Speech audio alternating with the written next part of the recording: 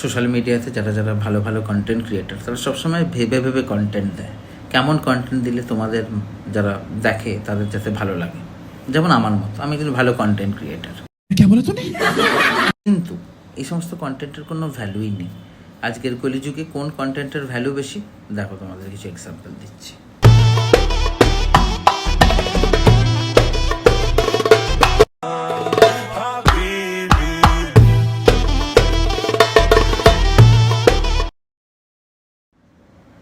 কি রে এটা? আরে দাঁড়া দাঁড়া দাঁড়া, আরেকটা আছে। ইনস্টাগ্রামে মা মানুষের ভর এসেছে, দেখো।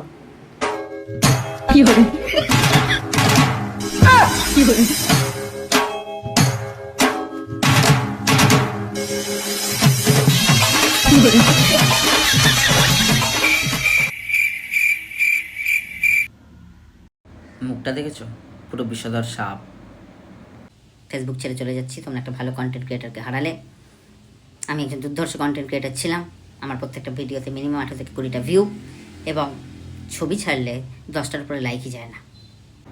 যদি কারো কাছে ফিডব্যাক নিতে যেতাম যে আমার ভিডিও কেমন হচ্ছে, বলতো অতীব খারাপ ভিডিও, অতীব খারাপ ভিডিও, আর ভিডিও বানিয়ে না, বানানো ছেড়ে দাও, হাসিও পায় না, কিছুই না তোমার ভিডিও দেখলে, উপরে তোমার স্কিপ করে চলে যায়। এরকম একটা ভিডিও বের করা কিন্তু চারটিখানি ব্যাপার না। তোমরা একটা ভালো কন্টেন্ট ক্রিয়েটারকে আজকে হারালে। ভালো থেকো।